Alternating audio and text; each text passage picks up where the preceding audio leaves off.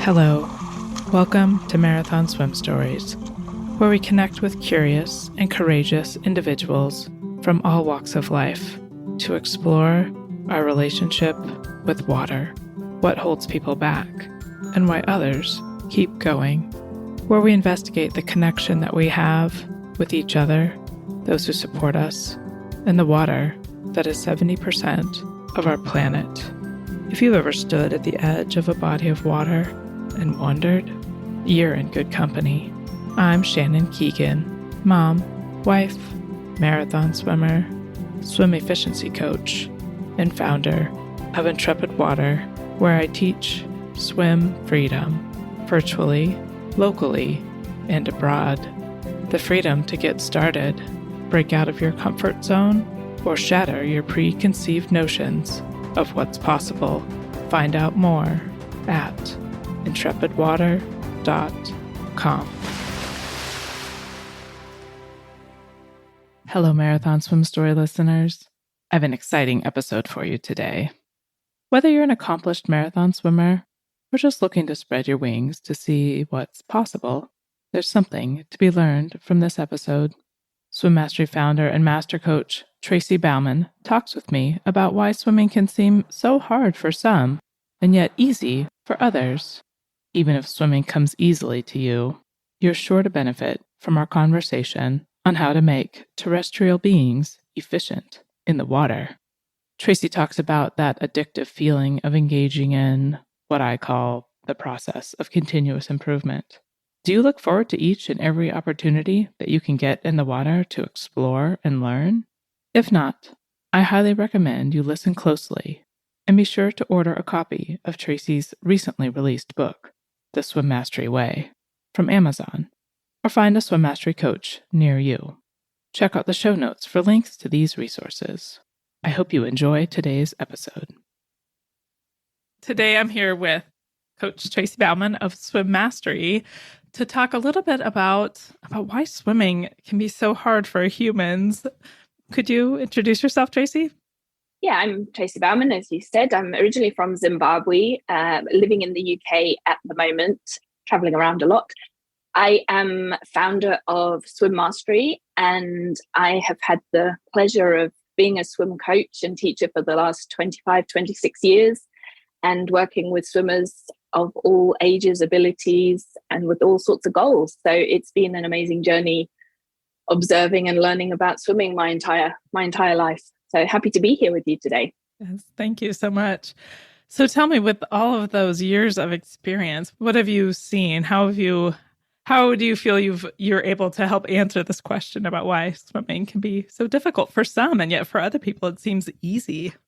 I think a lot of it is dependent on people's upbringings. And I mean, in so much as how they have been introduced to water and whether they've done swimming in school or, been in teams or not. And as you know, as human beings, we're not designed to actually be in water. We can't survive in water. So if there isn't that natural sort of inclination to go to water right from the get-go, I think when we become adults, we're a little bit more fearful and anxious and just not sure if we can get into this water, just from a subconscious point of view. So I think it then draws people away from going into the water. Okay. So for those of us that get to the water earlier on, maybe we develop, I guess, the relationship with the water sooner. So what if you're an adult swimmer? How come swimming can seem really hard for someone who's maybe later in life trying to pick up the sport? So I always talk about some rules of swimming. So first and foremost, water is an unstable medium. So first, we're terrestrial mammals. We're used to walking, running, playing hockey, soccer, tennis, whatever it is on land, and knowing that every single time we take a step, that the floor is going to hold us. And we're sure of that. We don't even need to think about it. And we can go about our day and our sports with no worry at all. That changes when we go into water, because water is an unstable medium. It is 800 times denser than air, but it moves. And so when we get into the water and we push off from the floor or the wall, different things happen. to what we are used to as terrestrial mammals on land. And it can throw the brain because the brain's not used to it. And so I think that the brain and the human, the person, the swimmer, goes into the water with their terrestrial mammal instincts and very quickly finds out that they're not serving them in that medium.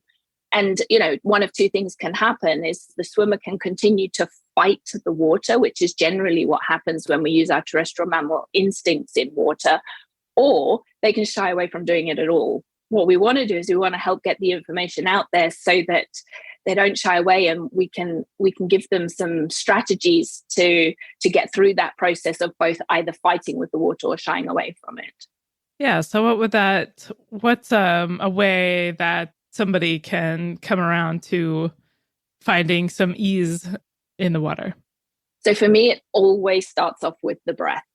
Breathing is key to anybody. And it's an interesting, I find it a really interesting subject because I've had the benefit of being a competition swimmer myself. So I competed in club and county swimming my whole life in Zimbabwe. So I swam a lot, and I don't personally ever remember not being able to swim. So I've been able to observe it in myself, but I've also had the pleasure of working with all abilities of swimmers, from national level swimmers to complete beginners and people who are less comfortable with getting in water. And what's really interesting is it's somewhere in everybody's journey, the journey that I'm observing, there's a moment where I can see that survival instinct turn on. Just a moment. Even with the most accomplished swimmer, there's always a moment in the stroke where you can go, oh, there it is. So what I do when I start working with people is I introduce them to the breath and how the breath works, and how, as humans, we have reflexes around breathing, and reflexes that we actually can't control. So I teach them about these reflexes around breathing out and breathing in and being submerged in water, and then teach them about how to actually regulate their breathing and make that its own practice in their swimming. And often that alone can actually change someone's relationship with water before they even start thinking about technique or anything. So that's what I'll always start with is the breath. Okay, so we start with breathing, but then we're in this unstable medium. Then what do we do? Good question. And the breathing helps with the next part as well. We encourage people to breathe down into the diaphragm. So send the air in their lungs further down in their body, because what we're always up against is when we get into a swimming pool, we're going from terrestrial mammals who stand on their gravity to now becoming terrestrial mammals who are now lying on their gravity in an unstable medium. So we have to think about center of mass. So first and foremost, if we're sending the air further back down the body, if you like, because it's going further down the lungs, we're all already helping our center of mass, because obviously we have our center of mass is much too far up because of where the lungs are placed in the body. And we have all the rest of the torso and the pelvis and all the legs kind of creating a discrepancy in that balance, if you like. So that's the first thing that also helps with getting that balance.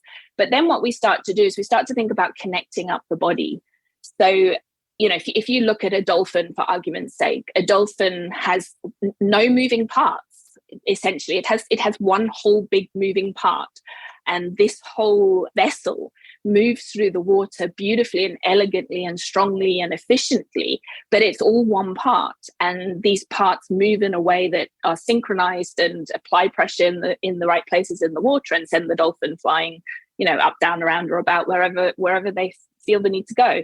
If you then look at the human body, you can see that we have many moving parts. Like, we have way too many moving parts to be in water. So the first thing we have to do is we have to connect up some of those moving parts so that we can create a shape that becomes closer to the form of a dolphin as we can humanly get up to. So after the breathing, the next thing that we do is we start connecting up the moving parts, the hinges, the joints, if you like, in the body. Are you looking to get better? Better at swimming? Better at swimming further? Better at swimming faster? Better after injury? I would love to see you in my intentional community of swimmers who are looking to get better. in every sense of the word. It's free to join. Just click the link in the show notes. Hope to see you online. Yeah, okay. So we've understanding our breath. We know we're in a unstable medium, but we've connected our body. What's a way that we could think about getting to the other side of the pool? It actually makes me laugh when I work with swimmers, because it's very addictive. Learning to swim becomes very addictive, because I think, in those first 2 or 3 lessons, or 2 or 3 visits to the water, when you can regulate your breathing and you can start to feel really comfortable in the water, and you start this, it is like starting a new relationship, and you're starting this relationship with the water, and it kind of invites you in. But what makes me really laugh about it is that the swimmers get so focused on, what am I connecting here, and how's my breathing going here, and how should my rotation, what should my rotation look like, that often they forget why they're doing it. Like, the ultimate reason that they got into that body of water, be it a swimming pool, a lake, an ocean, a river, is they actually want to start here and get to the other side, or other side of the pool, the river, the lake, or the channel, whatever it is. So a big part of what we do and how we help swimmers is to help them use the movements that they are creating in water, and help them to channel those into forward momentum. And as soon as they do that, they actually start to really understand and feel this connection with the water, because they start to move in a different way, and that gives them different sensations on the body. And we could give the swimmer just simply one cue of, okay, all I want you to do on every single stroke is just send the top of your head, and I give them somewhere to go. I'm a very visual person, and I work very visually. So I'll have them send the head to the other side of the channel if they're swimming that, or the other side of Lake George if they're swimming that, for example. And it's an intention, but that intention channels the energy forwards and helps them to feel that sensation of moving forwards. Excellent. So in a controlled environment like a pool, it sounds like having control of our breath and making those connections and sending our attention forward in that really controlled environment, we might have some success there. But what about when we're maybe in an uncontrolled environment, like big swells in an ocean or what have you? Yeah, it's a really great question. I think that part of the process and part of the journey is remembering that we are creating new neural pathways. Each time we get into the water and we give ourselves a cue or something to focus on, we're creating neural pathways, and the process is about strengthening those neural pathways. So when we're in a controlled environment, we're much more able to stay focused. And the way we work is we do lots of short repeats, and we give people accountability for their focus so that we can keep them focused. Because the reality around it is that we are human beings, and we have some form of neural pathway in our brains that is associated with swimming before we even start the new journey. So what then can happen is, and it kind of doesn't matter whether it's in the controlled environment and the person has stopped focusing, or in an uncontrolled environment and they definitely stop focusing, they're going to switch back to default until they don't. So my advice is to really be mindful. And by being mindful, I mean by allowing yourself to practice your swimming on each and every stroke that you take. If you go to the lake and you've been practicing in the pool and things are going well and you're able to focus and you can feel the connections, you've got much better control of your breathing in water, you're not feeling breathless anymore. Take those cues that you've been using in the pool that have made you feel really calm and smooth, and practice them in the lake. So rather than just jumping into a lake and going, okay, right, I'm going to swim 5K, maybe have a little play around. Like if you're meeting friends or something, go 10 minutes early and just go into the side of the lake and just practice those cues, just kind of backwards and forwards without taking a breath, so you can just stay focused, so that you can start to take the same sensations from the controlled environment into the uncontrolled environment.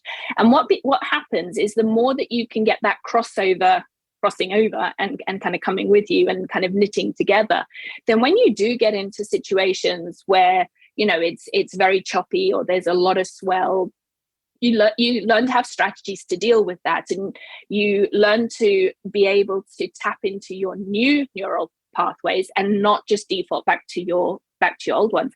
But it's a journey. We work with people on this journey for a long time, because there's so much opportunity for improvement. I call it spiral learning, and we just keep coming revisiting stuff. And what happens when you start to get into the water and you build this relationship with the water, your body awareness, your proprioception will grow. And the more that grows, the more you'll be aware of when you lose it, and be able to then tap back into your cues, because you now have a strategy. You have feedback loops, you have things to think about, and you have the startings of nice, strong new neural pathways. You mentioned proprioception. I'm wondering if you like people talk about having a feel for the water. Is that what you would call proprioception? Yeah, I think proprioception's, I love talking about proprioception. It's such an awesome subject in swimming. Feel for the water. I feel that that's become a little bit of an elusive term in the swimming world, because I don't really think that anybody knows what they're trying to look for until they have found it, if that makes sense. And in trying to look for this feel for the water, they're probably getting further away from being able to find it. Because I think, and this is my perception and just what I've noticed over the years, I think that that one thinks that it's about, if I pull the water harder, I'm going to feel the water on my hands or something.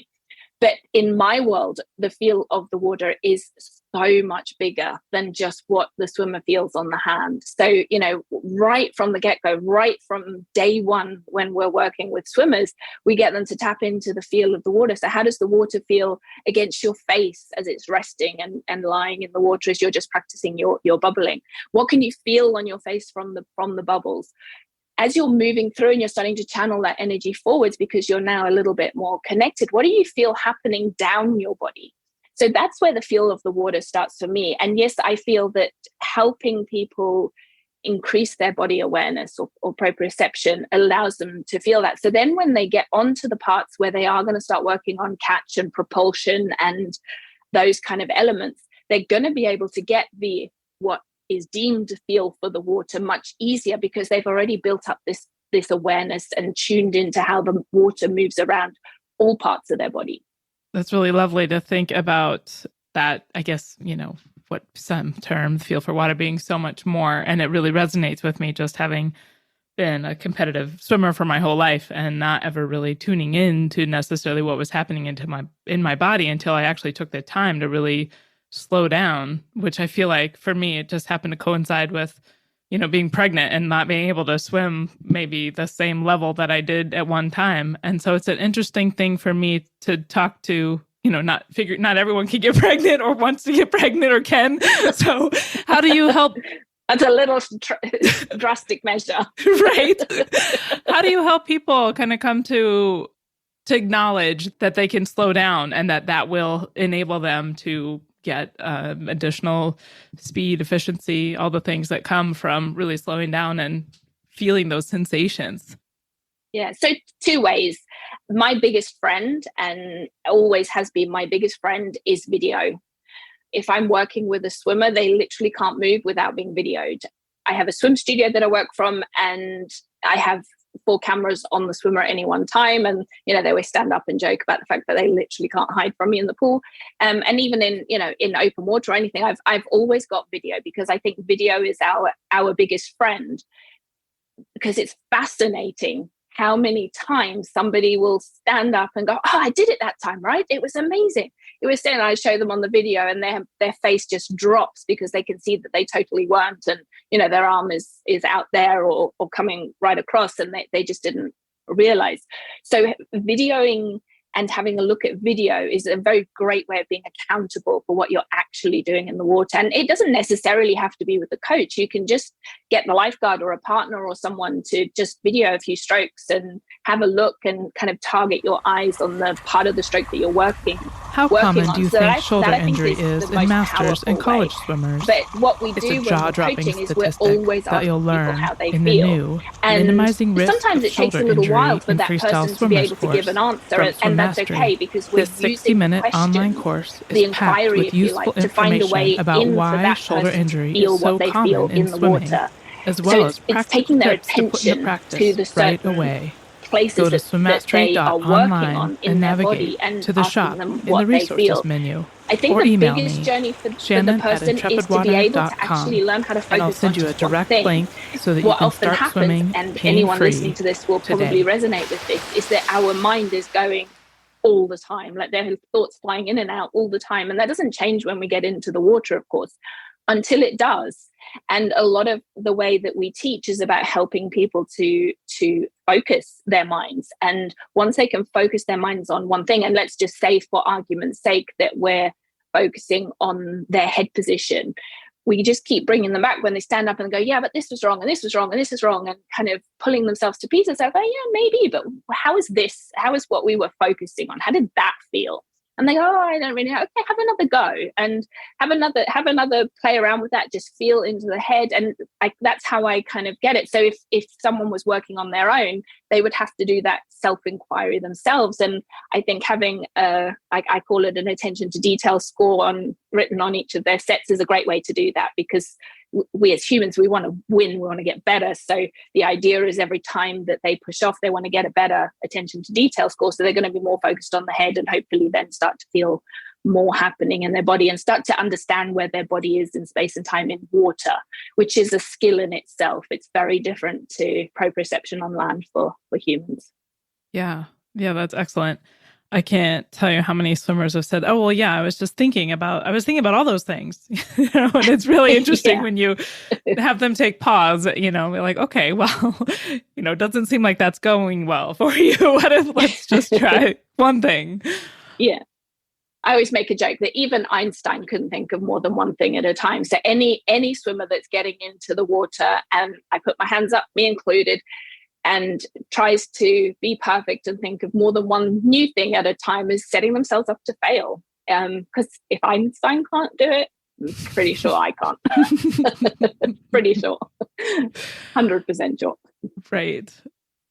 Anything else you want to add today, Tracey, that you want to tell us about swimming? I think that getting into the water, my top tip is to get into the water and just start to observe. Just be an observer. It's almost swim as if you're watching yourself swim, and be an observer of what you are doing in the water. And swim short repeats. I'm not talking about getting in and doing 10, 100. Think about just being a little bit, kind of changing what you normally do for a moment to observe and find out what you find out. And when you have an idea, it might be that you can go, okay, well, actually now I'm observing things, I'm starting to feel things. And actually when I slow my stroke down, I can observe more. And when I can observe more, I can change more because I am aware of it. And then that will result into, it can only result into speed in the future. But until such time as a swimmer can find those observation skills, find that proprioception and the awareness, will they be able to connect the body into more of that one part like a dolphin? And it's only when they can maintain that connection that they will actually be able to really go fast efficiently, because we can go fast inefficiently as humans, and it works over a short space of time, but it's not sustainable. So the idea is we want to connect, but the only way to do that is to really be mindful and have that time to observe, and that would be by slowing the stroke down. And I'm not saying about swim slow, but just slowing everything down, less speed, less tempo, and less distance while you're building up your proprioception. That would be my top tip. That's an excellent tip. I thought of one more thing though that maybe we could spend a minute on about, well, what about fitness? How I need to swim hard to get fit. You have anything to say about that? Yeah, it's an interesting one. And, it's very high on swimmers' priority list, because a lot of people just go to the pool as their way of getting fit. So I answer in two ways. it's very dependent on what the person's goal is. So let's use, for example, someone has a goal of a really long swim in 8 months' time, for argument's sake, like longer than they've ever swum before. And they have a certain stroke that they have now, and they want to work on a different stroke so that they can, maybe they've been having shoulder injury, for argument's sake, and they want to be able to do their swim. They want to be able to swim further with no pain. What I would say to someone like that is that the reality is we have to build the new neurological pathways, and we have to strengthen them in order for those to be the neurological pathways that swimmer is going to be able to tap into in their long swim, their goal, whatever it is that they want to do.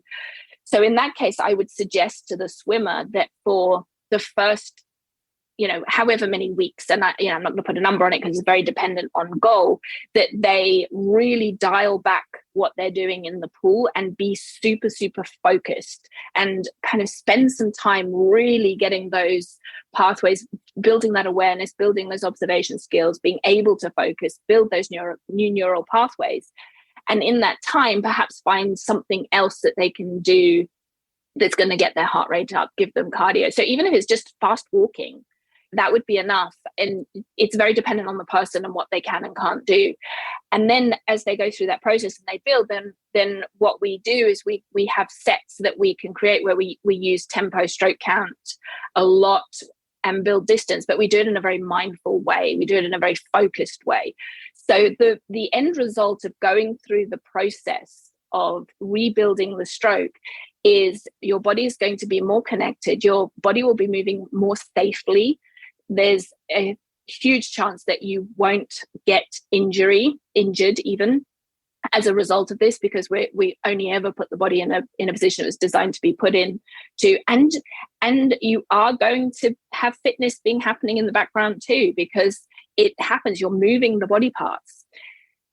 It's just a different way of thinking about getting fitness. But often if I'm working with people and they are able to go to the gym or get on a bike or something, I will say to them, it would be so much more beneficial if you could do your cardio fitness stuff on land, which is kind of what we're designed to do, and use your water time, which is really precious, to build on your technique. And those two things will come together, because you're moving the muscles. You're certainly training the swimming muscles by doing that, because you're moving them every time you practice, and you're training your cardio system somewhere else, and they will come together.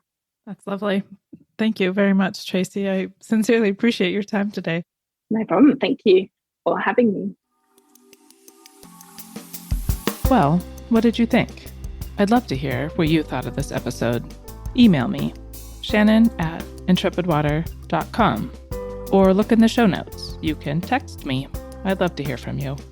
Do you have friends or family who are timid around the water? I would love it if you would share this episode and perhaps take a trip to the water with them. Help them explore their breath and investigate connection in their body. You never know. You might inspire someone to take up the lifelong sport of swimming. If you enjoy Marathon Swim Stories, please leave a 5-star review on your podcast provider. Thanks for listening.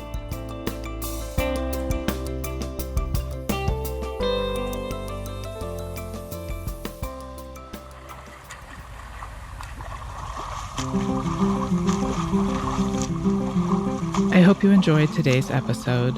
If you were inspired by even just a moment of this story, please share it with a friend. You never know what might push someone out of their comfort zone so that they can find out what they're capable of. And please leave a review with your podcast provider. It truly helps others discover the raw and honest stories of these amazing endurance swimmers. Thanks for listening.